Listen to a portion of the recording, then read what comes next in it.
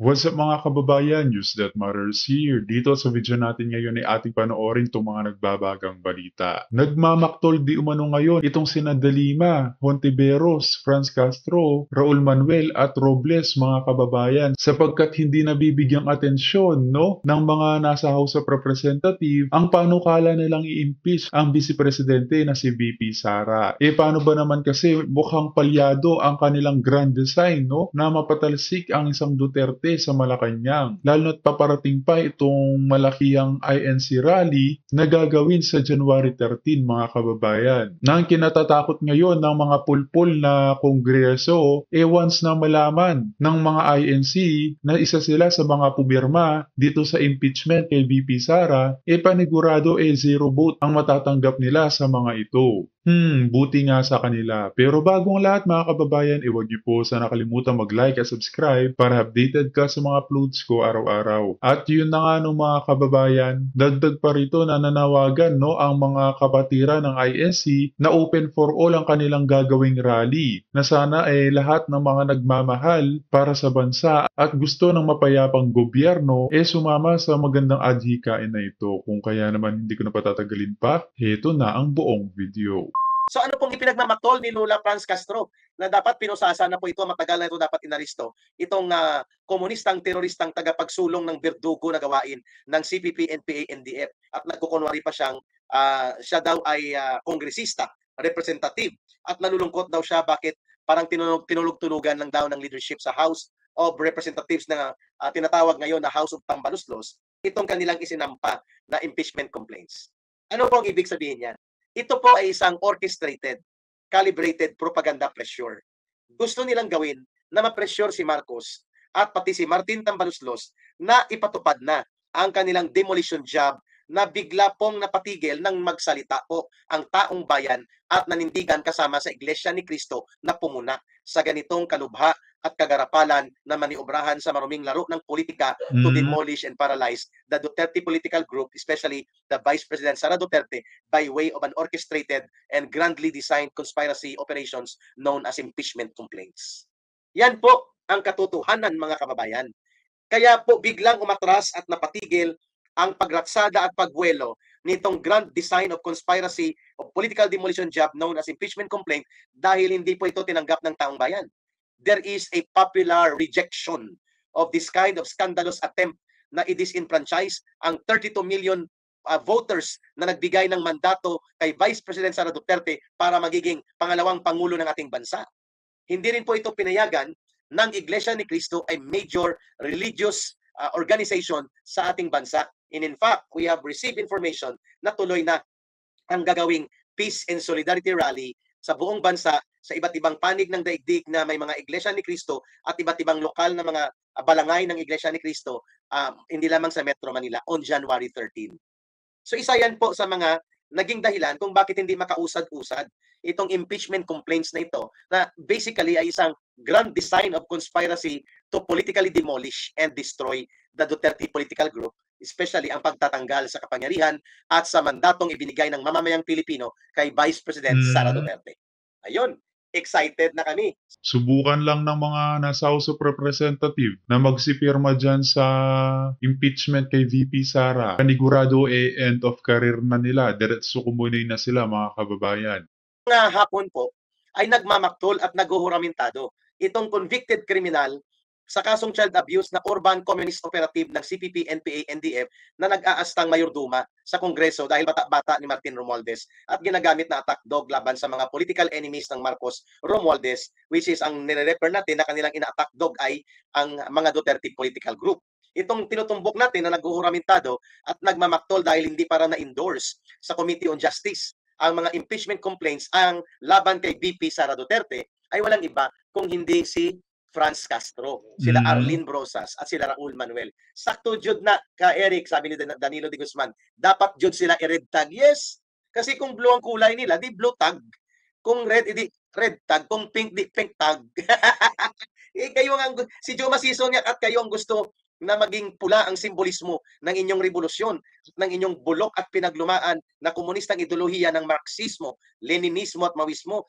Pula ang simbolismo ng mga letra, titik at mga placard slogans at mga bandera ninyo. Ayaw nyong i-red tag kayo, kalokohan. And besides, tama ka Brother Paul, there is no such crime defining red tagging as a crime or as an offense in the Philippine laws. Not even in the Supreme Court jurisprudence nakatayo na may red tagging na krimen. Mali po yun. At pati po yung hungkag at bulastog na desisyon ng korte na hindi nga kami pinapag-present ng testimonya at ng aming mga testigo at ng aming mga testimonya sa korte na Atom Araulio case, na red tag daw sila at nanalo daw siya sa korte. Kalokohan din po yun. Propaganda yan ng CPP, NPA, NDF. Start tayo. Ano ang ipinagmamaktol ng mga urban operatives and government infiltrators ng CPP, NPA, NDF? Sa katauhan nito ni Franz Castro ng Alliance of Communist Teachers, sa katauhan ni Arlene Brosas ng Gabriela NPA Lover Party List, at ng katauhan nila Raul Manuel ng Kabataan NPA Recruiter Party List. Dapat darating ang panahon na pupusasan natin sila at igagapos at ipapasok sa loob ng kulungan where they belong, not in Congress but in jail and prisons. Dahil sa kanilang pag-sponsor at pagsuporta at pagtatanggol sa mga mapangwasak na gawain ng teroristang grupong CPP, NPA, NDF na siyang totoong kinaaaniban nila. So ano pong pinagmamaktol nila, mga kababayan? Sabi ni Arnold Manaay, pa-shout out naman ka, Eric, sa mga taga-Nulce na Iloilo. Andyan na Arnold. At ganon din kay Jacob Kirante at kay Sorina Jabalea. Good evening ka, Eric. Dan, like, share, and inform na po. Ang dami nyo na. Naging pinagmamaktol ng mga CPP, NPA, NDF urban operatives, mga kababayan, ay dahil hindi pa ini-endorse papunta sa Committee on Justice o naka-schedule na talakayin at maging bahagi ng Committee on Justice ang tatlong impeachment complaints na pang-demolition job laban kay Vice President Sara Duterte. Remember, ang unang isinumiti po ng mga operatiba na pinupunduhan nila Martin Romualdez, ang mga hilaw na komunista na walang NPA pero nag-aastang parang komunista din na ni-reject na ng CPP, NPA, NDF noon. Ang grupo ni Hontiveros na Akbayan. Hindi po yan kasama sa Anak Bayan. Ang Anak Bayan nasa komunistang grupong CPP, NPA, NDF po yan. Ang Akbayan ay hilaw na komunista. Reject sa CPP, NPA, NDF at nag-aasta pa rin komunista, kaya hilaw na komunista. Ang grupo ni Hontiveros. At yan ang Akbayan. And then ang mga political survivors ng bulok na oportunistang politiko na mga grupo ng Dilawan at Pinklawan, kagaya ni Dilima. At ng mga grupo nila, yun ang unang impeachment group na nag-file ng impeachment complaints laban kay Vice President Sara Duterte. Nagmamaktol na ang lola niyong Laila Dilima, mga kababayan. Bakit daw parang ini-ignore ng liderato ng House of Representatives ang impeachment complaints na ito at walang aksyon? Bagong taon, dapat bagong lakas daw ng pagtatanggol sa mga institusyon ng ating gobyerno at mga pundo na winawaldas daw ni Vice President Sara Duterte. Yon ang peg ng lola niyong Laila de Lima. ito yung unang grupo na kaakibat din ito sa mga alipores at attack dog nila Marcos at Romualdez. Itong grupo ni de Lima, Hontiveros. Ang pangalawa po, ito naman ang mga urban operatives and infiltrators ng CPP, NPA, NDF na grupo. Ang Kamatayan Party List na gusto nilang tawagin ang sarili nila Makabayan Bloc, pero mas tinatawag sila ng mamamayan na Kamatayan Bloc o Kamatayan Group. Ito naman dahil kamatayan ang dulot nila sa taong bayan, kamatayan ang layunin nila para pabagsakin ng ating gobyerno at ang buong lipunang Pilipino. Ano po ang kanilang grupong ito na nagfa-file ng pangalawang attack dog demolition job complaints of impeachment laban kay Vice President Sara Duterte? Ang group number 2 po ay ang mga komunistang terorista na nakapasok sa loob ng Kongreso, yung tatlo nilang party list, pati yung kanilang mga operatiba na nag-aastang mga moral crusaders daw sila. Like ni Nicol Minares, nila Zarate, na lahat ng ito ay isinusuka na ng taong bayan. Ilang beses nang tumakbong senador, itong si Colmenares, sila Casino, nilalampaso ng taong bayan at itinatakwil dahil walang tiwala ang taong bayan sa kanila at sila dapat may mga pananagutan pa sa ating mamamayan dahil sa kanilang pag-sponsor ng communist terrorism and insurgency sa ating bansa. So sila pong pangalawang grupo, ang mga komunistang terorista sa pamamagitan ng kanilang mga urban operatives. Yun ang pangalawang grupo ng impeachment group. Lahat na yan, kagrupo pa rin yan at alipores nila Martin Romualdez at nila Lisa Araneta, and of course, the behest of Bongbong Marcos Jr. Number 3 na group, ito yung mga nag-aastang religious sector. Daw sila Father Tony Labiao at mga kagrupo nila. Ito naman po ay mga grupo na konektado kay Lisa Araneta Marcos at konektado rin kay Martin Romualdez at sa mga grupo ng mga operatiba ni Lisa Araneta. Ang tawag sa grupo nila, Clergy for Good Governance. Pero makikita natin, ang kanilang history, ang kanilang koneksyon, ang kanilang mga activities ay connected sa pagsuporta sa bulok na pamamahala ng administrasyon ni Marcos Jr. So itong Clergy for Good Governance ay mga operatiba rin na nagkukunwaring sila ay independent group at mga religious community lang sila. Pero alam natin, ang kamada ng kanilang baraha sa paglalaro ng kanilang game plan is parang magkaroon ng kunwari may mga independent sectors and groups na interesadong mag-file ng impeachment complaint laban kay Vice President Sara Duterte. So tatlo. Ngayon may pagulpi di gulat na may pang-apat pa daw. Whatever. Ang lahat ng ito ay atat na atat kanina. Si Lula Laila de Lima na mga bulok oportunistang mga politiko kasama po ang mga komunistang terorista. Ang tiyahin po ni Laila de Lima ay si Juliet de Lima Sison. Siya po ay asawa ng yumaon na hindi natin nahabol na katarungan na founding chairman ng Communist Party of the Philippines, New People's Army at ng NDF at lalo na ng Communist Party of the Philippines na si Joma Sison. Asawa po niya si Juliet de Lima Sison na tiyahin ni Laila de Lima. Mga taga Bicol po yan, sila Lula Laila de Lima at sila Juliet de Lima Sison. So sila po, itong grupong ito magkakatuhog, magkakaugnay ang likaw ng bituka nila. Iisa po ang kanilang layunin. Ang pag-file ng impeachment complaints nila laban kay Vice President Sara Duterte is an attempt to paralyze and demolish the political influence of the Duterte so that their political value and their influence to the Philippine political system at sa ating pamamahala ay hindi na muling yakapin ng mamamayan o they will be put into the dustbin of oblivion para makalimutan na sila. Sa ating lipunang pampolitika ay tanggalin na ang mga Duterte. Sapagkat takot na takot itong mga hilaw na komunista na bayan group kagaya ni Hontiveros, ang mga grupo ng oportunistang mga politikong survivor ng Dilawan at Pinklawan na sila Laila de Lima at mga kasabwat niya. Ganon din po ang mga komunistang terorista. At ito po ang mga bulok na oligarko at mga kasabwat nilang taong simbahan na nag-aastang mga moral crusaders na mga pari at madre daw. All of them, hindi nila gusto na manumbalik muli ang Duterte brand of leadership. Ang ganyang pagkagalit at kanilang pagtatakwil sa isang uri ng matino at maayos at matapang at matatag na pamumuno ng political leadership and decisive leadership na ipinakita ni Rodrigo Duterte at ang kanyang legasiya na yan ay nananalaytay din sa aktual na kapasidad at pamamaraan ng pamumuno na gustong gawin ni Sara Duterte bilang ating sa kasalukuyang Vice Presidente. Ang ganyang kalagayan na gustong-gustong durugin ng mga komunistang teroristang grupong CPP, NPA, NDF, ang mga Duterte. Ganon din po ang agenda ng mga hilaw na komunista at mga bulok na politikong survivor ng Dilawan at Pinklawan.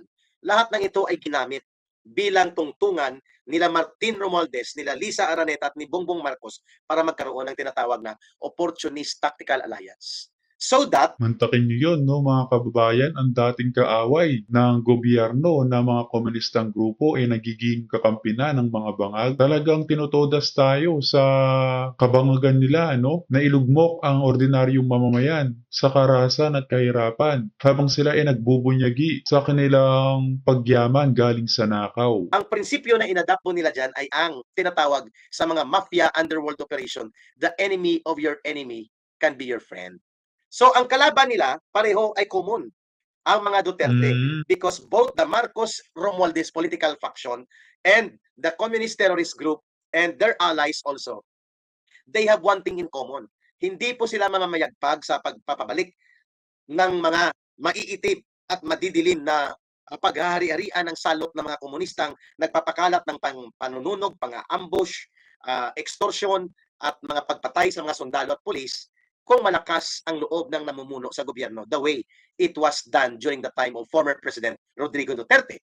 Hindi rin po manunumbalik ang mga sindikato sa droga, mga kurakot sa gobyerno at mga ganid sa ganansya at tubo at ganid sa pagsakmal ng kayamanan ng bansa ng mga oligarko na barkada ngayon ng Marcos Romualdez faction. They cannot have their solid days and glory days under a kind of leadership and government run by the like of former President Rodrigo Duterte. Yun po ang punot dulo nito kung bakit atat na silang ipapa-impeach si Sara Duterte. Iyan ang katotohanan sa likod nitong napakalaking iskandaluso at grandiosong pinunduhan na political demolition job laban kay Vice President Sara Duterte ng grupo ng Marcos Romualdez sapagkat yan ang katotohanan sa likod ng real intent nitong mga grupong nagsabwatan upang durugin ang pampolitikang influence ng Sara Duterte, who is now the formidable surviving political figure that can carry on and move forward another Duterte brand of leadership in Philippine political and governance system. Yan, mga kababayan. Magandang araw mga kaibigan.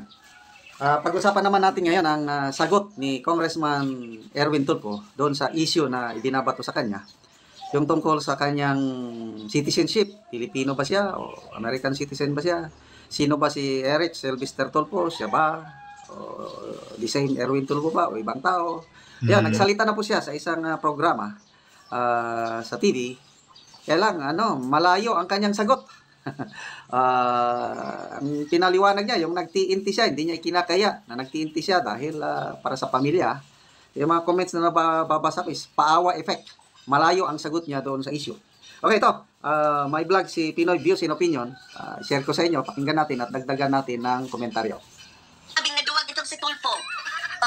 Ito si Eric Sylvester Tulfo, aka Erwin Tulfo, kung magbabasehan mo ang kanyang pasaporte sa Amerika, mga kababayan. Nasabi ng ilan napipipi na daw ngayon at hindi na makapagsalita sa mga issue na may kaugnayan sa mga bangag at kurakutan sa gobyerno. Ngayon, mga kababayan, nagwala sa live TV ito si Erwin Tulfo. Dahil ang pinag-uusapan ng mga kababayan ay ang mga bashers niya. Galit at gustong manakit. Si Erwin Tulfo, mga kababayan, aka Eric. Dahil ang kalaban niya ngayon, mga kababayan, ay mga bashers na kumikiston daw sa integridad niya, mga kababayan, dahil sa issue ng kanyang stolen identity. Yung issue sa kanyang passport, mga kababayan.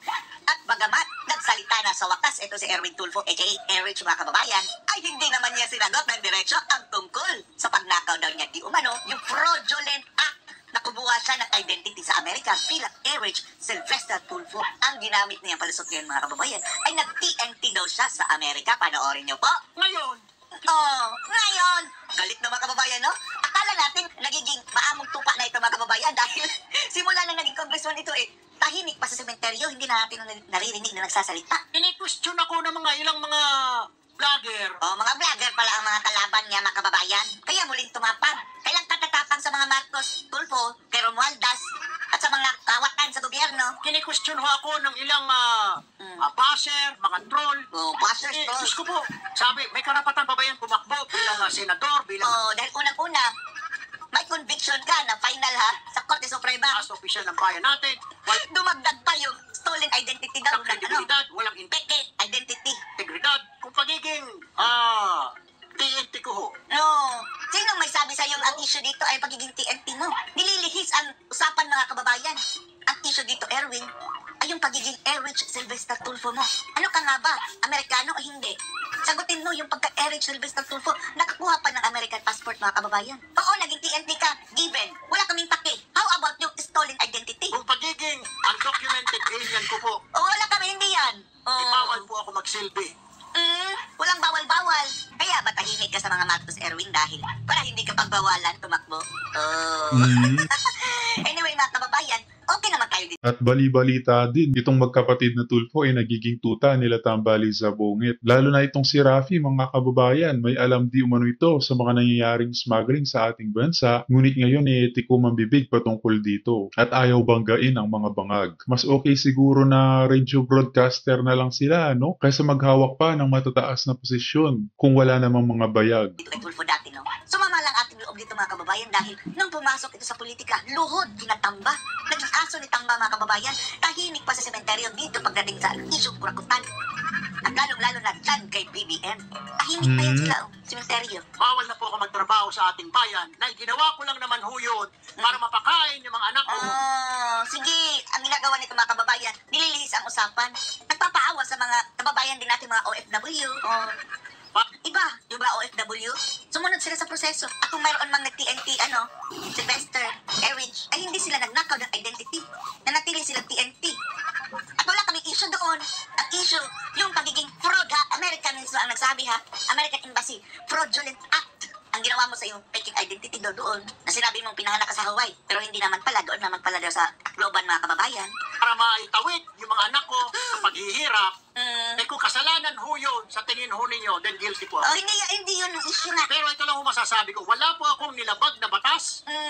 Bakit Bakit mayroon ka conviction sa Supreme Court, libel? Dito sa ating bayan, Wala kang nilabag pero convicted ka. wala po akong nilokong tao ni... Nanloko, Eric Sylvester Tulfo. Ano ba yun? Oh, yan lang sinasabi mo ngayon, wala kang niloko. Niloloko mo kami. Dahil kumpirmado na may pasaporte kang Eric Sylvester Tulfo. Isang Pilipino. Na isang Pilipino. Kundi lahat ng Pilipino. Maging sa Amerika nung nandoon po ako, Wala daw niloko sa Amerika. Tapos ang US Embassy na nagsabi mga kababayan, fraudulent act.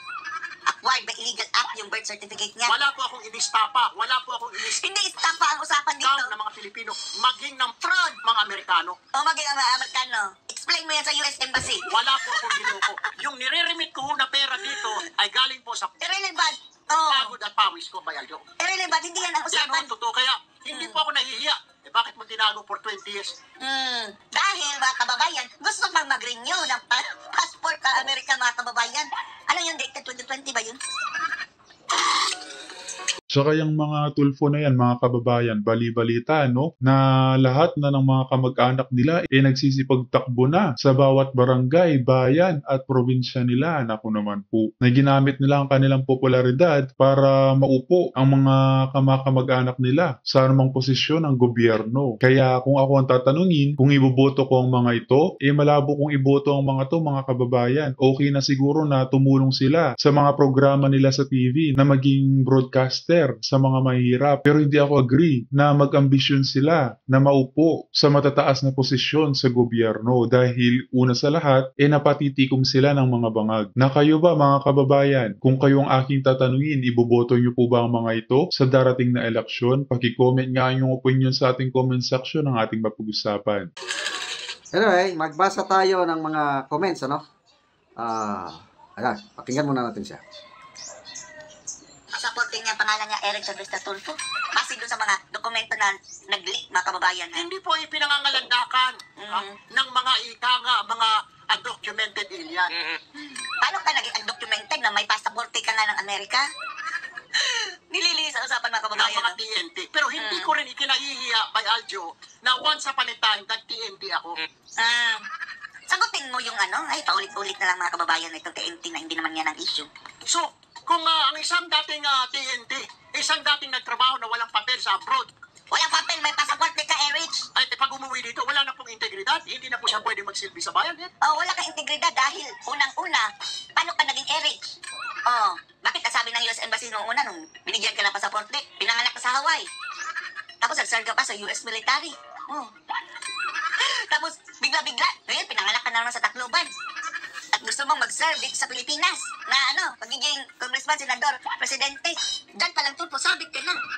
Anyway, bahala na ang taong bayan na maghusga kung ano pa talaga ang katotohanan.